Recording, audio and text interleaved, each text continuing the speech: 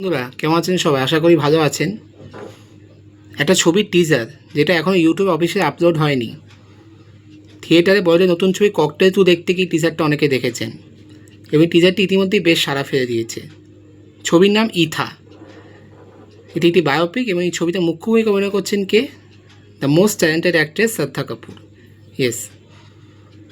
এবার এই টিজারটা আমিও দেখেছি, কিন্তু এই টিজার নিয়ে কিছু কথা বলার আগে, আমার রিয়াকশান জানানোর আগে, এই ছবিটা যা লাইফ থেকে ইন্সপায়ার্ড, শ্রদ্ধা কাপুর যে ক্যারেক্টারটা প্লে করছেন সেই মানুষটাকে নিয়ে বা বলা ভাব সেই নারীকে নিয়ে কিছু কথা আপনার সাথে শেয়ার করতে চাই। তার নাম বিঠাবাই ভাউমং নারায়ণকার। তিনি কে? চলুন তার সম্বন্ধে একটু জানা যাক।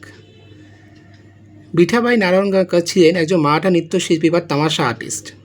মহারাষ্ট্রের সোলাপুর জেলার পান্ডারপুর শহরে জুলাই 1935-এ তিনি জন্মগ্রহণ করেছিলেন। তার বাবা এবং কাকার দ্বারা পরিচালিত পারিবারিক একটা দল ছিল ভাও বাপু মং নারায়ণকার। তার ঠাকুরদাদা নারায়ণ খুদে এই দলটা স্থাপন করেছিলেন। শৈশবকাল থেকেই বিঠাবাই দেবী লাবণ্য, গাভজান, ভেদিক প্রভৃতি গানে বিভিন্ন রূপের সংস্পর্শে এসেছিলেন। ছাত্রী হিসেবে তিনি খুব একটা ভালো ছিলেন না, কিন্তু কোনো প্রতিগত প্রশিক্ষণ ছাড়াই খুব অল্প বয়স থেকেই মঞ্চে অসামান্য অভিনয় করতে পারতেন। কিন্তু যে জন্য তিনি পরিচিত, যে ঘটনা বা যে সিদ্ধান্ত তাকে ভীষণভাবে সবার কাছে আলাদা করে তুলেছিল, একটা এক্সাম্পল সেট করেছিল, সেইটা নিয়ে আমি কথা বলছি এবার। তার জীবনের একটা উল্লেখযোগ্য ঘটনা। সেটাও ঘটেছিল কখন? যখন তিনি স্টেজে পারফর্ম করছিলেন এবং তখন তিনি ছিলেন 9 মাসে প্রেগনেন্ট এবং যখন অনুষ্ঠান চলছে ঠিক সেই সময়ই তার প্রসব যন্ত্রণা শুরু হয়। অতগুলো মানুষের সামনে তিনি যন্ত্রণায় স্টেজে বসে পড়েন।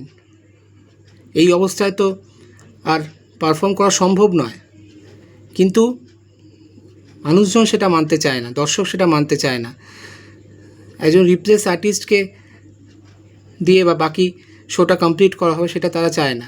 তারা বিঠাবাইকেই দেখতে চায়, তারা বিঠাবাই পারফরমেন্সই দেখতে চায়।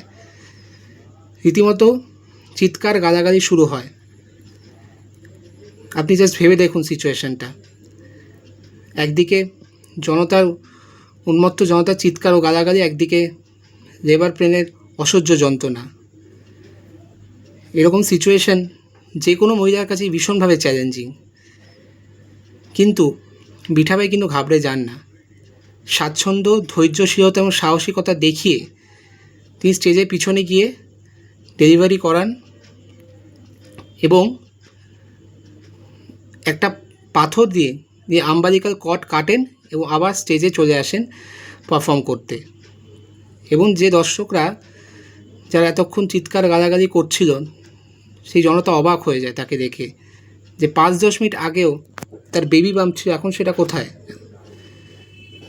তারপর সবাই যখন জানতে পারে তার সাহসিকতার কথা, তার আত্ম উৎসর্গের কথা, তখন সে অনুষ্ঠান বন্ধ হয়ে যায়। অনুষ্ঠানটি সম্পন্ন করার দৃঢ় সংকল্পের জন্য শ্রোতারা তার প্রশংসা করেছেন, কিন্তু শ্রদ্ধার সাথে তাকে বিশ্রাম নিতে বলেছিলেন। ভেবে দেখুন কাজের প্রতি কতটা ডেডিকেটেড, কতটা প্যাশনেট হলে এরকম একটা সিদ্ধান্ত নেওয়া যায়। তা এই বিঠাবাই 1997-1990 সালে ভারতের রাষ্ট্রপতির কাছ থেকে পদক পেয়েছিলেন তার কাজের জন্য।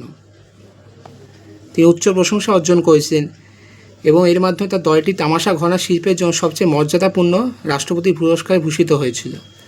তার ভক্তরা তাকে তামাশা সম্রাজ্ঞী বা তামাশা সম্রাজ্ঞী নামে অভিহিত করতেন। কিন্তু এই গুণী মানুষটিও, এই গুণী নারীও কিন্তু তার খ্যাতি এবং সম্মান অর্জনের পরেও তীব্র আর্থিক সংকটে পড়েছিলেন। তার শেষ জীবনটা খুবই কষ্টে কেটেছিল এবং মৃত্যুর পরে তার হাসপাতালের খরচ বিভিন্ন দাতাদের অবদানের দ্বারা পূরণ করা হয়েছিল। এবং তার স্মরণে মহারাষ্ট্র সরকার 2006 সাল থেকে বার্ষিক বিঠাবাই নারায়ণকার জীবন গৌরব পুরস্কার চালু করেছে। তামাশা শিল্প সংরক্ষণ ও প্রচারে যারা ব্যাপক অবদান রেখেছেন তাদেরই সম্মাননা প্রদান করা হয়। তো বন্ধুরা, আশা করি আজ এই ভিডিওটি আপনাদের ভালো লেগেছে। যদি ভালো লেগে থাকে তো একটি লাইক, বন্ধুবান্ধব আত্মীয় স্বজনদের সঙ্গে শেয়ার, এবং এই চ্যানেলটিকে লাইক শেয়ার সাবস্ক্রাইব অবশ্যই করবেন। এর পরের ভিডিওতে আমরা ইথার টিজার নিয়ে কথা বলবো। আজ তবে আসি।